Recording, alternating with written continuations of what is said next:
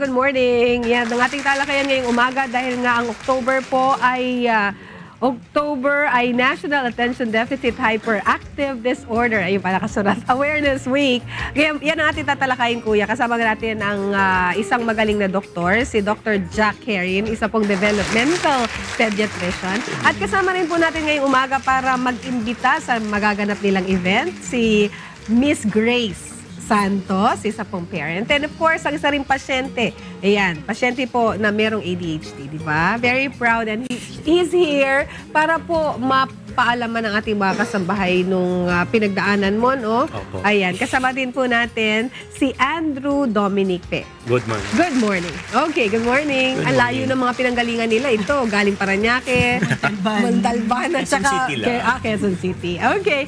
At talakayan natin yung ADHD. Dito po Okay. sa Pilipinas, Doctor. Kasi sa ibang bansa, palagi na nating naririnig yung, dati yan ang tawag ADD lang, Doctor. Yes. Attention Deficit disorder. Ngayon, ADHD. Yes. Dito ba sa Pilipinas, Doc, patuloy na tumataas ang dami ng mga batang merong ADHD? Well, sa ngayon, ang sabi po nila, nasa 5 to 10% na po ng population po natin na may ADHD. Ito pa ang kilala lang natin. Hindi pa natin. Yung mga hindi pa nagpapadiagnose o hindi pa nagpapatingin sa doktor, hindi pa na talaga natin alam. Mataas na rin yan mataas na rin yung bilang na yan, di ba, Doc? Yes, At patuloy na actually. tumataas. That's good. So, alamin na natin kung ano nga po ba yung ADHD or Attention Deficit Hyperactivity. Disorder. Okay. Well, ang ADHD or Attention Deficit Hyperactivity Disorder ay isang kondisyon kung saan ang isang individual ay medyo nahihirapan sa aspeto ng pagbibigay ng sapat na atensyon. Nahihirapan din sila. Tinatawagan natin muna, minsan silang di mapakali o kaya naiinip. And then sometimes sa impulsivity, ang paggawa ng tamang desisyon sa tamang oras. So when you combine all three, these combine to form the aspects of ADHD. Yung procrastination ba kasama sa mga... Hindi. Well, I think depende naman, di ba? Kung nagpa-procrastinate tayo, lahat naman tayo to some extent we do. Okay. Pero pag ang deadline mo, ilang linggo Araw na lang, tapos... Oo, may issue na tayo. Okay. Yes. So, ito yung mga bata na lagi malikot, di mapakali, di ba yun yung mga ganyan? Yung attention span nila kasi masyadong maliit. Opo. Kumbaga, focus sila sa isang bagay, iniisip na nila yung isang bagay. Okay. Although hindi puro bata lang, minsan talaga Oh. umaabot pa talaga sa mga teenager, tsaka talaga sa mga mas matanda, yes. Is it because bata pa lang meron na silang ganun, tapos hindi sila nagamot or na-diagnose, kaya nadala na nila yon when they Well, grew usually older? naman ang mga bata o yung mga individual na may ADHD, nabuo na sila na meron. Okay. Although dahil maaring hindi sila na-recognize o hindi sila nagawa ng paraan right away, yung mga, well, tawagin na lang natin bad habits, eh, hindi na-correct kaagad. So tuloy-tuloy yan habang tumatanda po sila. Opo. Doktor, marami kasing hindi naniniwala na merong ADHD. Sinasabi nila rason daw yun para sa mga makukulit na bata. Can you tell us a little bit? Oo, kasi nagiging ganon, hindi nila ina-accept masyado, lalo na dito sa ating bansa. Ako kasi personally, meron akong kilalang ganyan, na talagang hindi niya ina-accept. Sabi niya, malikot lang talaga yung bata, kailangan nating kontrolin. Nakakaproblema kasi nag-aaway dahil nga hindi naman kontrolado ng bata, tapos hindi maintindihan ng magulang. Meron ba talagang pangyayaring nagaganap sa utak nila na meron daw parang malfunction na nangyayari sa utak? That's why they feel like that? Well, sabihin na lang natin ganito. Sa mga individual na may ADHD, so nag-aral sila, tapos nakita nila na may isang parte ng utak, kung yung part which controls decision making, impulse control, hindi ito ganun ka-develop kumpara sa ibang tao. It's not something na you can tell right away, na titignan mo lang yung tao, ganun na. Malalaman mo na. Pero parang ano lang yan eh, parang isang tao nag-exercise lang eh. Pag in-exercise mo, and you really form the good habits that you need to over time, you may or may not need help, but you will get there. Okay. So, okay, all right. At kasama nga natin ngayong umaga rin si Andrew Dominic Pe. Opo. No? Isa pong pasyente na may ADHD, Doc. Tatanungin ko lang kung ano yung pinagdaanan niya, yung mga simptomas na nararamdaman mo. Kasi minsan dyan nagkakaroon ng conflict between parents and child, no? Nung bata ka, nagkakaroon ka ba ng problema sa magulang mo? Lagi ka napapagalitan? Well, ito nga, I wouldn't remember. Actually, no, I do. Ganon. It was more for my homework. Or really? sometimes I really would, I would also like talk back to my parents. Or ayokong gawin yung mga gusto nila kasi meron akong ginagawa na sarili ko. Even up to now, I still honestly would say I do that. Na kung meron na akong ginagawa, ang hirap na sabihin sa akin, gawin mo na ito. Parang, Pero did you have the struggle na parang feeling mo na yung hindi kayo nagkaroon ng intindihan ng magulang? Kasi hindi kanya naiintindihan once they don't know na meron kang sakit. Kasi they feel like matigas lang ang ulo mo. May ganun ka bang naramdaman when you were growing up? Oo. I would say daming beses din. Maraming beses din. Na there were times that I felt alone or I was so concerned about myself. I couldn't see that my parents were also trying to help me. You couldn't see, hindi mo makita. Kasi hindi pa nila naiintindihan. Yun ba ang rason, Doc, kung bakit nagkakaroon ng conflict? Kasi he said, parang hindi siya tinutulungan ng parents niya. So nagkakaroon talaga ng... sorry. Pero hindi ko nakikita. Hindi niya napipil. Kasi nagkakaroon din ng struggle pati sa parents because they don't want your child na nakikitang ganyan. Tapos yung nasasaktan mo rin siya, feeling-wise and all that. When you talk about ADHD kasi, wala namang linya yan na mismo. O pag hanggang umabot ka lang dito, okay ka pa. Pag lumampas ka, ADHD ka na. Ano naman, interpersonal relationships pa rin yan eh. And sometimes talaga, para sa mga magulang din, kailangan din nila intindihin, nahihirapan yung anak nila sa ganitong aspeto, kailangan natin ayusin. Last week, narinig ko sa isang nag-lecture. Alam mo, hindi tama ang, ay may ADHD kaya kaya may rason ako. Para ganito o ganyan. Sabi pa rin nila, parang nag-exam ka eh. Kahit na may ADHD ka, sige, tutulungan ka namin ng konti. Pero in the end, ikaw pa rin ang magte-take ng exam. Kung ano mang score mo, yan pa rin yun eh. So you still have to take responsibility for yourself. That's true. Tanungin natin si Mommy Grace. Si Mommy Grace kasi, ilan ang anak mo, Mommy two Grace? boys. Two Yung boys. panganay yung may ADHD. Is 11 years old. So did you have the struggle? Opo. Talaga? Nung una, syempre, mahirap. So, what I did is, in-empower ko yung sarili ko. So, I attended seminars, ganyan. So, I joined the ADHD Society.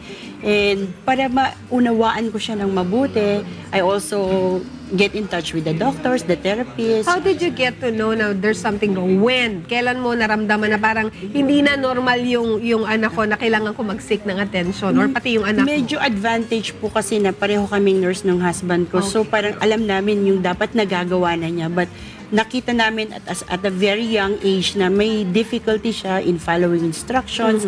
Kahit simple lang po siya. Kahit simple instruction. Doctor, can we talk more details on the symptoms, yung signs Okay. na pwede makita ng isang nanay para makita nila na kailangan ko nga yata ng tulong ng mga doktor na katulad? Okay, so simula tayo sa medyo bata. So maybe between 2, 3, and 4 years old, napapansin ng mga magulang na siguro mas malikot lang ng konti kaysa sa ibang bata o kaysa sa mga kapatid.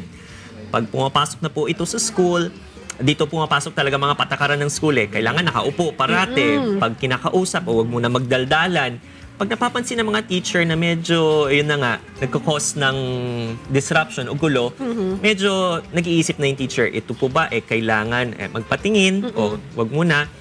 And then, it comes to the point na sa hindi nila pagbibigyan ng atensyon, bumabagsak na sila o nahihirapan na sila sa pag-aaral o kaya sa kanilang mga ugali na nakikipag-away parate sa mga kaibigan. Ayan, yun na talaga, that's usually the time na nagpapatingin na po sila. Sa isang doktor. Okay. Doc, tanungin ko lang po, kayo po nagsagawa kayo ng mga research and all that.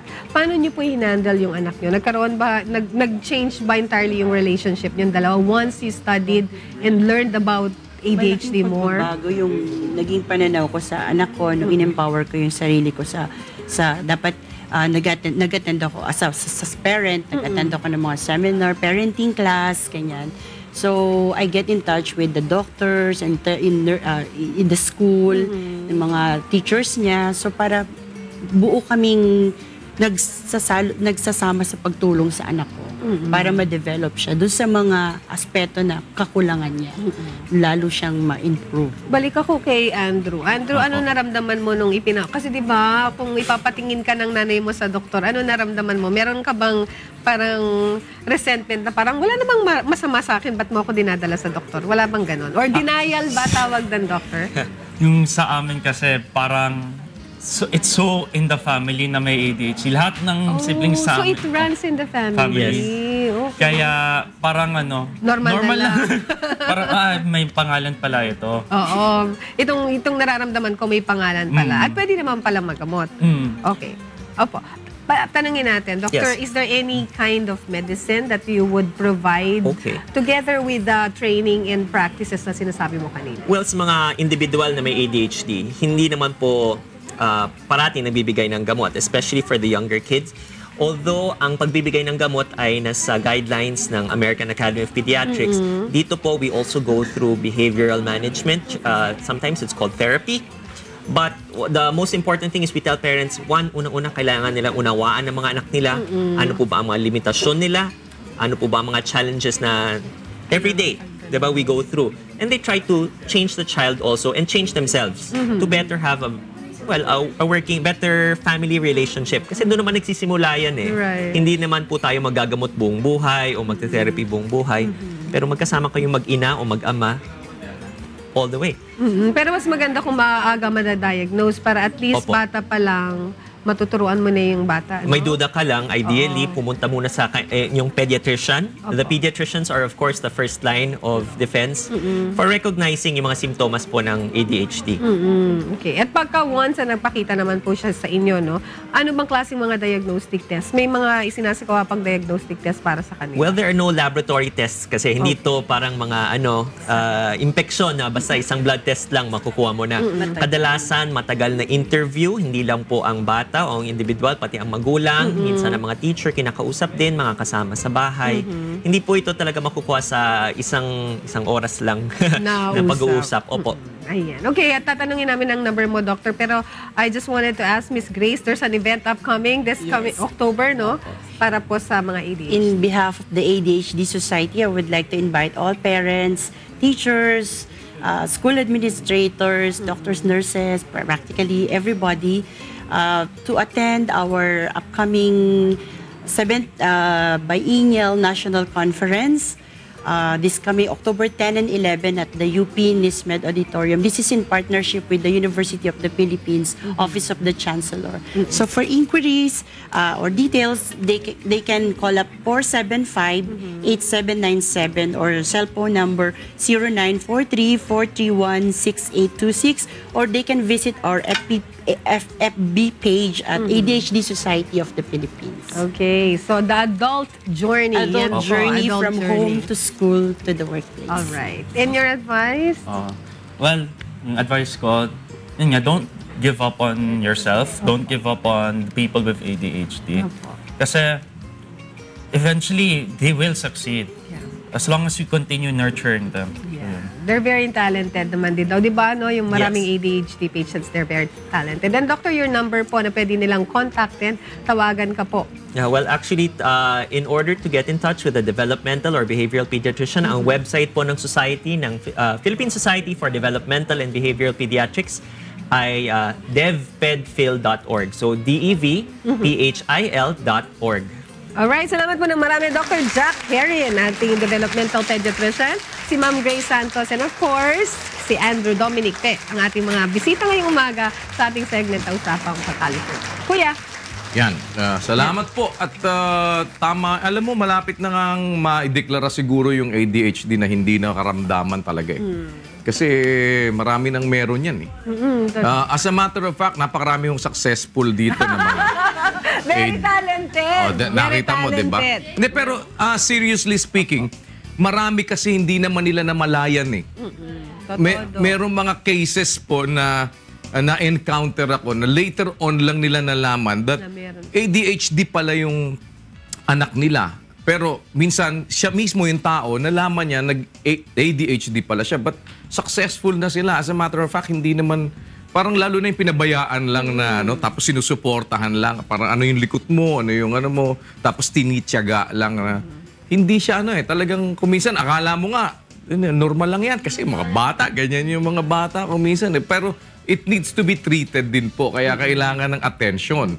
Kaya halimbawa, nakapansin kayo ng mga dinidiscuss nila na gano'n, huwag natin ipagwalang bahala kasi the more that we can give them support, lalo na yung iba naman kasi nakakainitan. Opo. Parang pagka, halimbawa, parang, ano ba yung anak mo? Parang ang kulit niya na. Parang akala nila, hindi, ganyan lang talaga. Pero meron hong mga scientific explanation, may mga medical explanation, at may mga medical support na kailangan. So, ipakonsulta po natin, mas mabuti na dalhin po natin sa society at wag natin din i-discriminate. Kung minsan yung iba nagkakaroon ng discrimination sa ganun. But gaya nga nung nakikita natin, iba mga nag-e-excel. Marami hong mga nag-e-excel. Marami ako nakita na may mga ADHD, iba-iba po na mga field.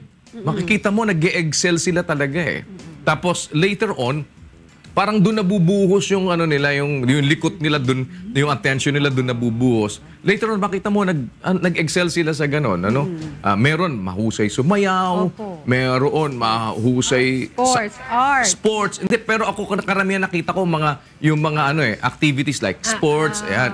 Puro mas doon sila, mas doon ko sila nakikita eh.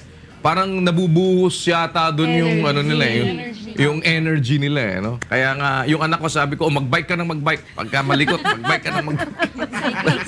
Di ba pagka naglilikot. Parang gusto na yata kitang ipa-check up kung may ADHD ka.